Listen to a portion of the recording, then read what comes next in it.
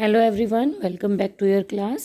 So dear students, we will continue this chapter climate again.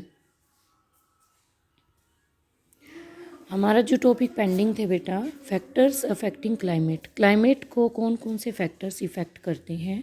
तो इसमें दो तरह के फैक्टर्स काम करते हैं। एक तो है related to location and secondly related to air pressure and wind. तो दो तरह के इसमें क्या हुए फैक्टर्स जो कि क्लाइमेट को क्या करते हैं, इफ़ेक्ट करते हैं।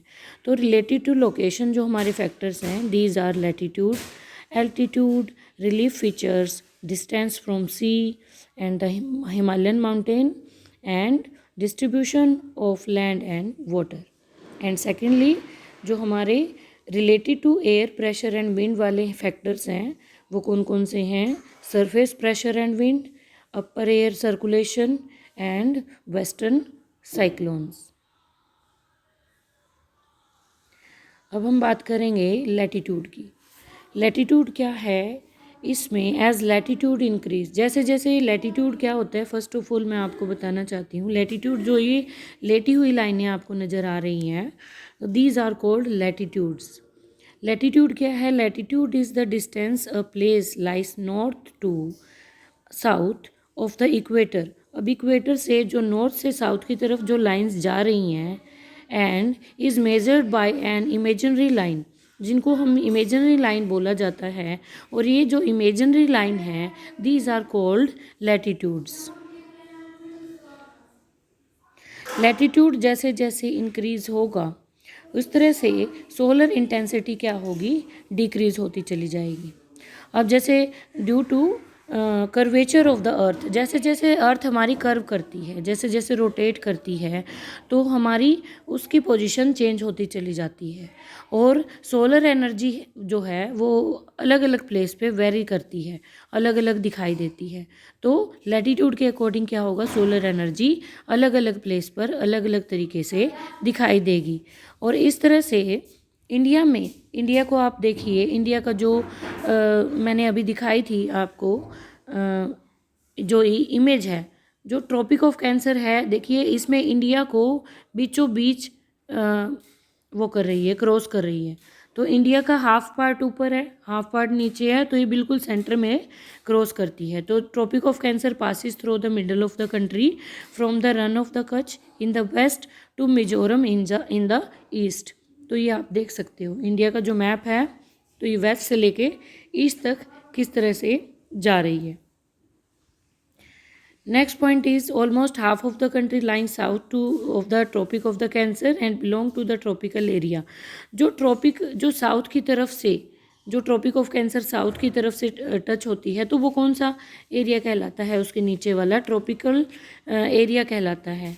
और इसमें जो भी रिमेनिंग एरिया है नॉर्थ की तरफ, तो वो एरिया क्या होगा? सब ट्रॉपिक एरिया होगा।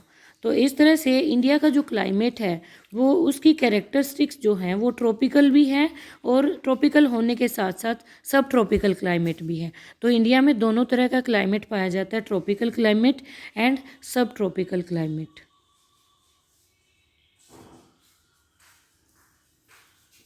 अब ट्रॉपिकल जो है, ट्रॉपिकल, टेम्परेट और पोलर, तीन तरह की जोन्स होती हैं। तो इन जोन्स में क्या होता है कि जो टेम्परेचर होता है, जो डिग्री होती हैं, जो लोकेशन होती है, वो डिफरेंट डिफरेंट होती है लैटिट्यूड्स की। तो इसमें ट्रॉपिकल जोन जो है, ट्रॉपिकल जोन कहाँ कहाँ पे है?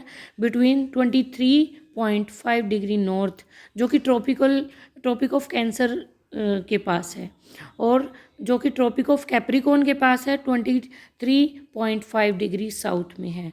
तो इसको जो इक्वेटर के साउथ में है और जो इक्वेटर के नॉर्थ में है, तो ये इनकी पोजीशन है। तो इस तरह से सन की जो रेज आती हैं are almost intense and temperature are always warm. तो यहाँ पर जो होता है कि जो सन रेज होती हैं बहुत ही डायरेक्ट यहाँ पर आती हैं और जो टेम्परेचर होता है बहुत ही वार्म होता है। और इसके बाद जो हमारा आता है नेक्स्ट पॉइंट, टेम्परेट जोन। तो ये जो टेम्परेट जोन है वो कहाँ कहाँ पे हमारी है? Between 23.5 degree and 66.5 degree north and between 23.5 degree and 66.5 degree south of the equator. और यहाँ पर जो सन रेज स्ट्राइक करती हैं अर्थ पे एट अ स्मॉल एंगल, छोटे एंगल पे वो स्ट्राइक करती हैं, then near the equator, equator के पास बहुत ही छोटे एंगल पे स्ट्राइक करती हैं, और तो सन रेज कम होगी तो वहाँ पे वार्मनेस भी कम होगी और गर्मी भी कम होगी। Next point is polar zones. Polar zone जो है वो कहाँ पर है हमारी 66.5 degree north and south latitudes and the poles.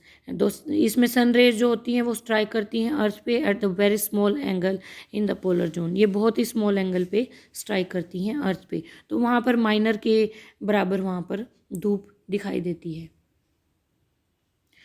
इसके बाद हमारा जो है हाईलैंड क्लाइमेट्स। हाईलैंड क्लाइमेट्स जो है in general highlands climate are cooler, सबको पता है जैसे जैसे हम ऊंचाई पर जाएंगे क्लाइमेट हमारा बहुत ही कूल होगा, और वहाँ पर क्या होगा, टेम्परेचर डाउन चला जाएगा, बहुत ही ज़्यादा कूल वहाँ पर जो क्लाइमेट होता है बहुत ही ज़्यादा कूल होता है और वेटर भी होता है। Then nearby areas at lower elevations, तो इसमें जो आसपास के एरिया हैं जो लोअर एरिया हैं उनकी बजाय जो हाईलैंड्स हैं, हाईलैंड्स में जो क्लाइमेट होता है वो कूलर भी होता है और वेटर भी होता है। So dear students, we will continue this chapter in our next video. Thank you and have a nice day.